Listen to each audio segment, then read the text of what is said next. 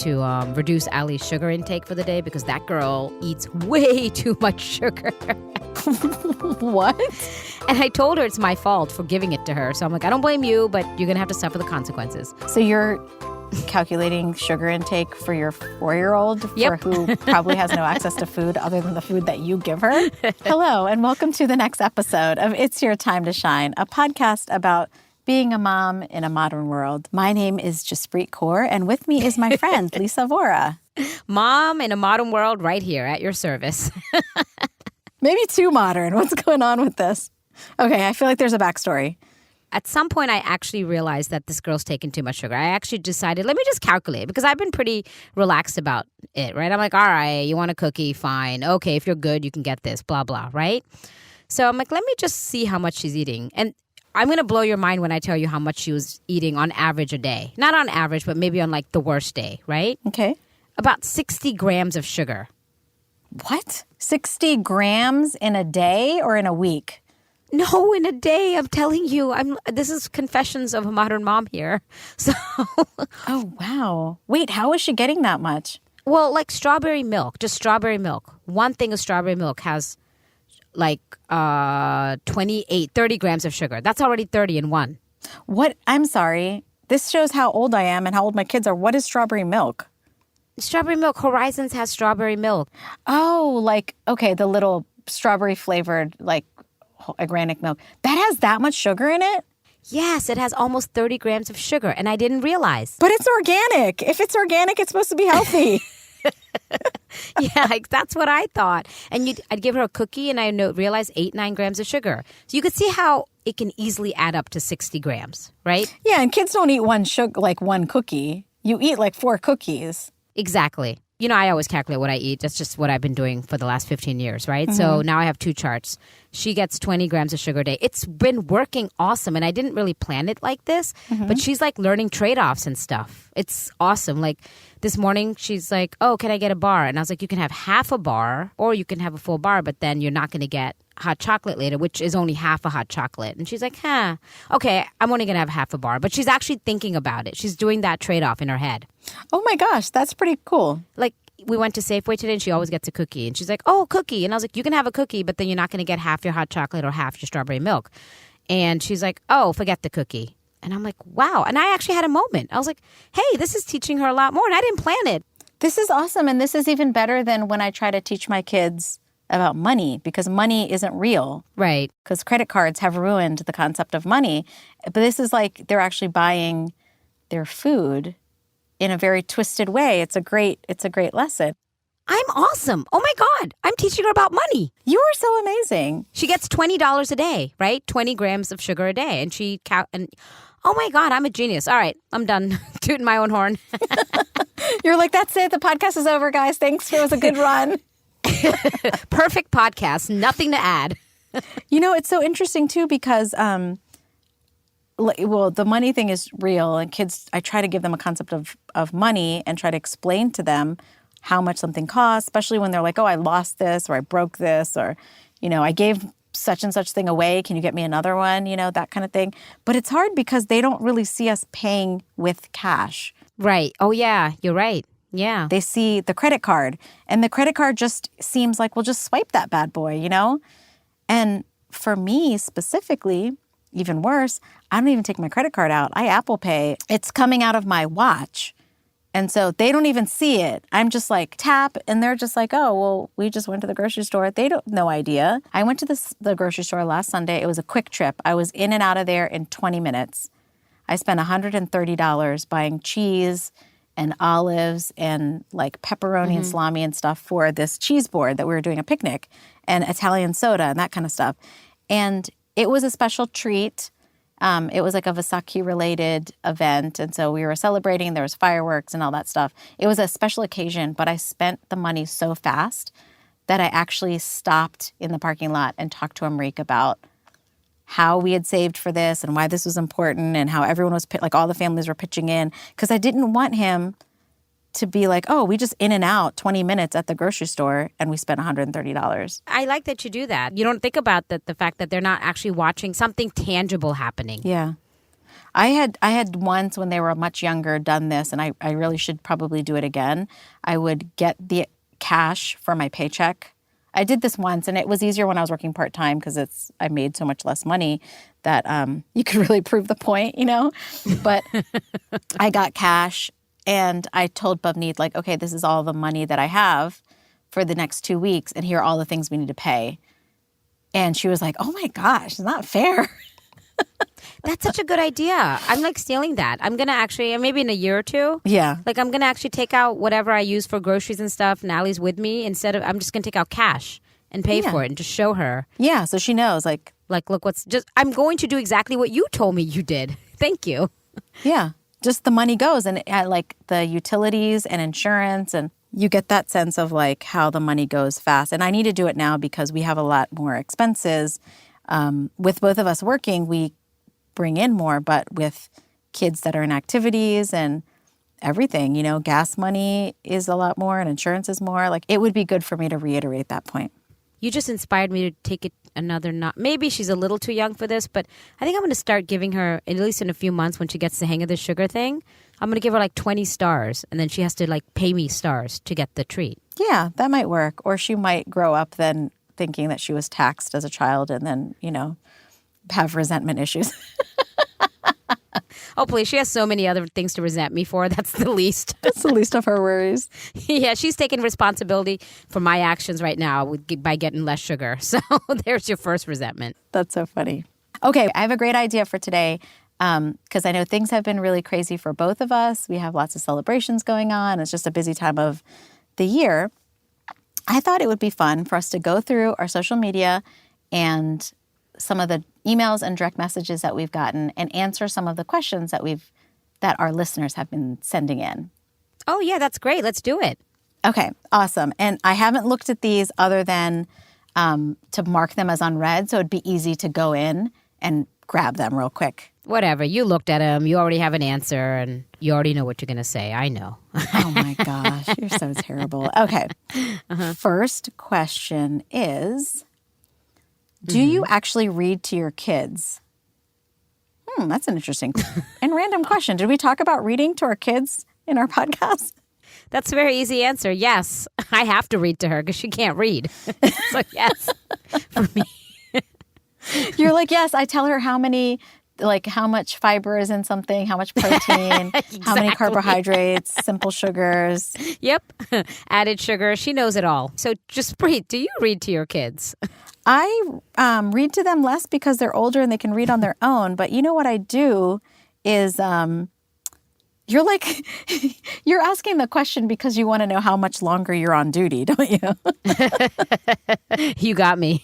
Yeah. And I wonder, there's no context into like why this listener asked this question. So maybe they're just curious or something that happened in their daily lives. Well, maybe because we've never said it. We've actually never said we read to our kids. So they were curious. Yeah, like, why aren't you reading? My youngest one doesn't read very much, and so I will sometimes take turns. I will read a paragraph, and then she'll read a paragraph, but I do that more to force her to read and to get her into books. And she starts a lot of books. She's like, oh, this is so interesting. And then a day later, she loses interest, and she hasn't finished the book.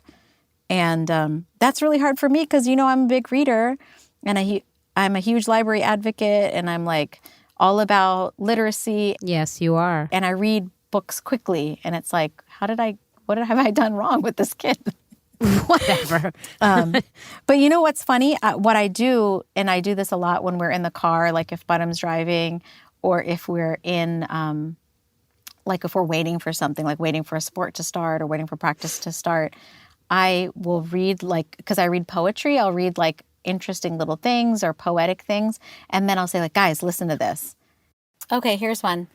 It's not the weight you carry, but how you carry it. Books, bricks, grief. It's all in the way you embrace it, balance it, carry it, when you cannot and would not put it down. Oh, so that's kind of like problems, like the books and the grief and bricks are your problems, and it's about how you deal with them. It kind of reminds me of whatever you do with all your heart and be really determined. Oh, yeah, that's good. I like that. Oh, wow. So not as much like story time reading, but more reading and then having a conversation. Yeah, about like it. analyzing it, like preparing them for the SATs, reading comprehension. Yes. Well, hopefully the SATs don't exist anymore for them. But yes, yeah, we emulate what we went through. So I guess I'm doing that. No, it's good. That's good. They're smart kids. You know how I feel about your 3 kids. Like, and especially now, I'm not going to go in a soapbox, but I don't like most kids, and I like your 3. Okay, that's it. You're so funny. All right, next. Okay, the next one says, do you take the time to write in a gratitude journal before you go to sleep? I'm so tired at the end of the night. I can't seem to do anything. Oh, I like that one. All right, you answer. I do sometimes write in a gratitude journal. Okay, fine. Here's a confession. In 2016, Yeah. my sister gave me a gratitude journal, and it was called 365 Days of Gratitude. And I was supposed to write in it every day so I'd be done with it. And it's 2019, and I think I'm like on page 141 or something of it. Dude, all I hear is that you actually got to 141. I think that's cool. In the 365 times 3 in the 900 days that have transpired since then, you're impressed. Sometimes it's boring to write in my gratitude journal. Seriously, at some point, it's like, oh, I was thankful for that yesterday. Okay, what's new? Something new. Then, you're right. It gets harder. You're like, Yeah. wait, this is from day 7. No. Yeah. But you know what I do is when I get anxious, have a lot of anxiety, and I tend to worry. I naturally gravitate towards worrying. And so one thing I'll do is whenever I start to worry and feel overwhelmed and I'm nervous about something happening, I stop and I'm like, gratitude, gratitude, gratitude. What am I grateful for? Oh, that's nice. And I force myself. Like I close my eyes, I take a deep breath, and I'm like, I'm grateful for this. I'm grateful for this. And I focus on what I can control. And sometimes it works. Sometimes I just spiral and then I end up either calling you or calling my husband. But It's awesome that you do that. And you attempt to. I understand it's not always perfect, but you at least make an effort, you know? yeah. So, yeah, because I attempted to, but I never do it. I've actually realized after this move that I'm only good when things are calm. So it's easy for me to say, oh, yeah, I do breathing, I do this, I do meditation. Until things are like all over the place and chaotic, then everything's down the drain. And Samir will be like, Lisa, just breathe. I'm like, no, we have stuff to do.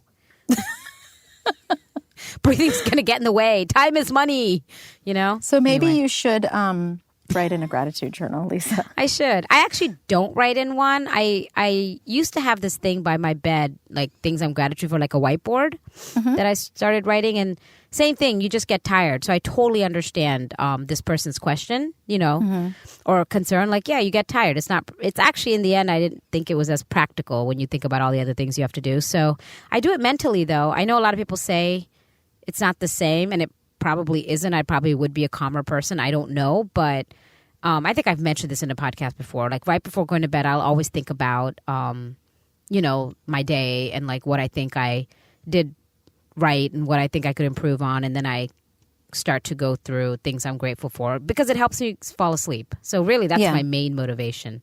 So I do that. And most of the times when I go through what I did wrong, it's, oh my God, I got upset again at Samir. Or it's always the same stuff. I just never change.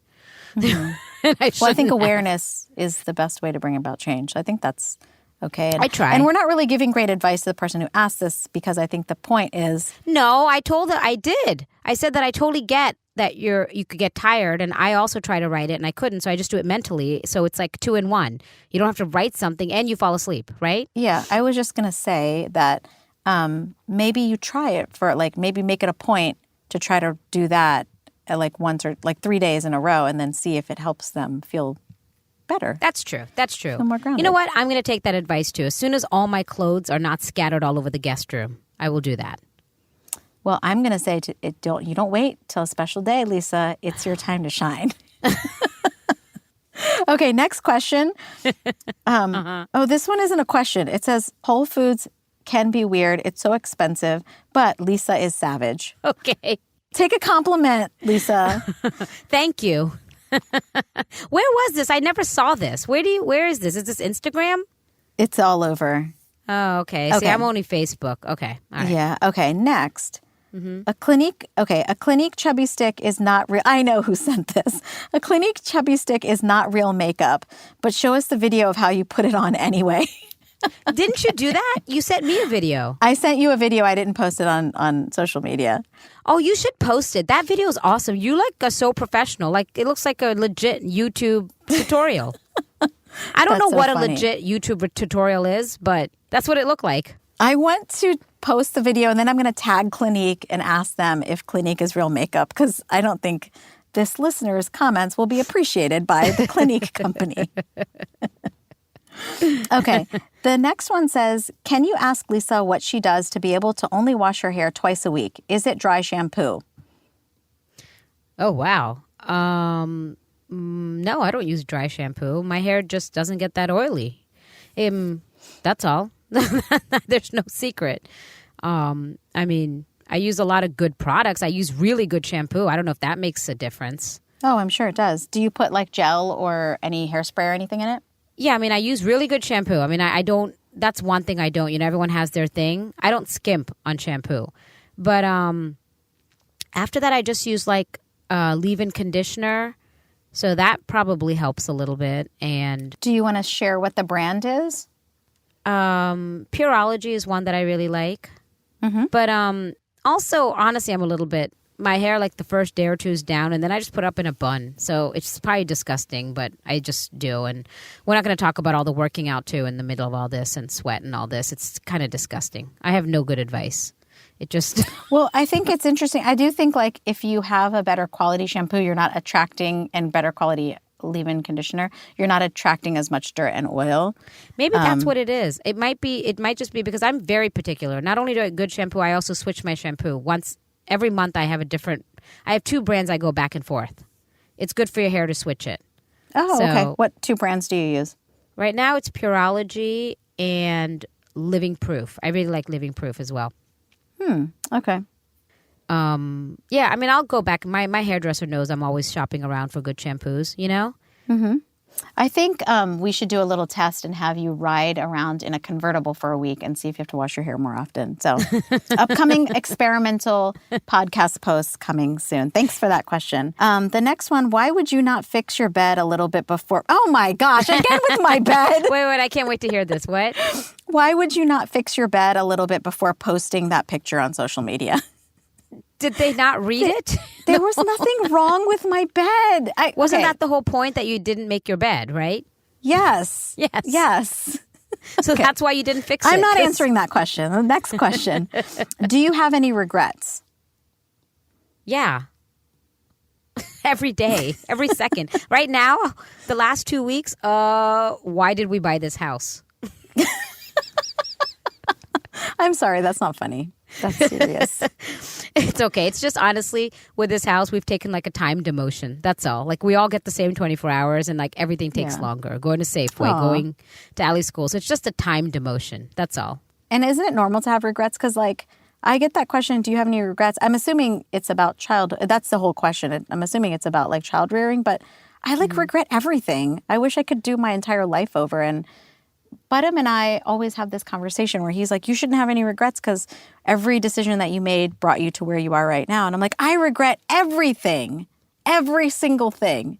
Ooh, yeah, the butterfly effect. That's how Samir sees things. Isn't that interesting? So I don't know what that's about. But honestly, I got to say, jokes aside, I don't regret anything. I mean, I kind of agree with that philosophy. Like regret, you're going to have regrets, but I wouldn't change it because part of that regret was also part of a process developing who I am. You know? So, I don't know. I understand what you're saying, and I agree with that. And I think, like everything happens for a reason. But Right. let me ask the question in a different way. If you had access to a time machine and you could go back and redo any moment of your life, are you saying you would not get in that time machine and redo anything? I wouldn't. And that's just because I watched Becoming Erica and I saw the consequences of that. Did you see that show ever? No, I didn't. But I did watch The Flash, and he would ruin things. But no, I think I would because I wish I could go back to be honest, I wish I could go back to 2009 or 2010 when I had all 3 of my kids and they were babies and I could just love them more and hug them more and be with them more and just do everything. I was a mess. But you were. I don't understand that because you were. You were home with them. I think you're just hard on yourself. That's all. I was a hot mess, and I hardly remember anything. Well, that's part of just life. When the kids get older, you don't remember. That doesn't mean it didn't happen. And it doesn't mean that you didn't hug them enough or love them enough. That's my opinion. I know you're probably right, but I'm still going to get in the time machine. By the way, did you hear time travel is possible, but only moving forward? We should talk about that in another episode. And then the last question is like, how and when do you talk to your kids about sex and for that matter, getting their periods? Oh, wow.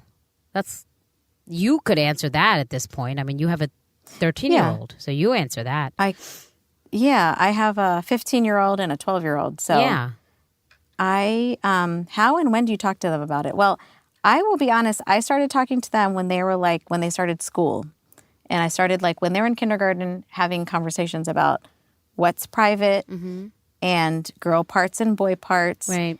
And what's appropriate in terms of who sees what and who touches what and that kind of thing.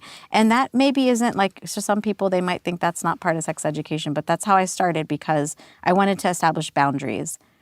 And then every year I have a different conversation with my kids, and I never lie about how anything works, like how any body parts work and how they work together.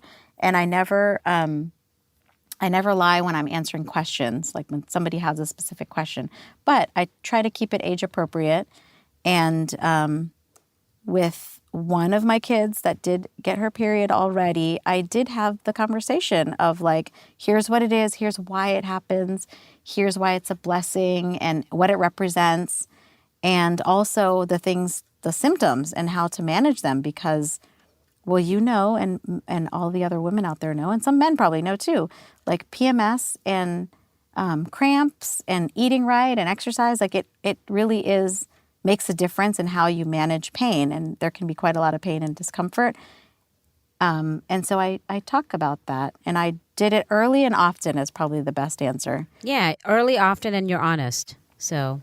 Yes, I'm honest. And one thing, I always tell my kids, it doesn't matter what your friends know, what they tell you in school or what you see on the internet, it's wrong. I can guarantee you whatever information someone else on the bus or someone else in your class is giving you, it is going to be wrong. So if you have a question, come to me and I'll answer it. And that's why I'm always honest about it because I want them to know that I'm not smoothing over anything. Right, right. No, that's good. But I talk about everything, the hormones, how you feel, and emotional things. And, some people like myself, as time goes on, the week before I get my period, I feel emotionally vulnerable.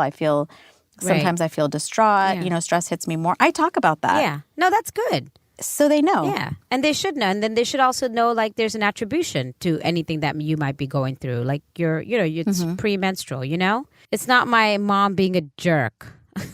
Yes. Thank you. But also, I think it's important for us to get to know our bodies and know how we work. Yeah. Right?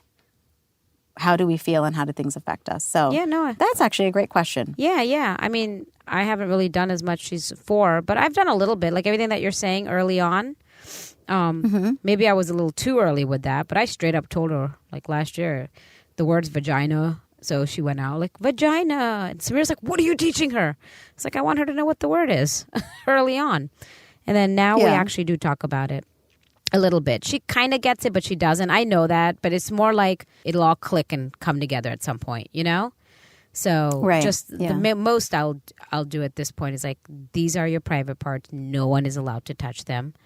They're yours. You own them. It's your body. And the only time is when mommy and daddy are giving you a bath right now. Right.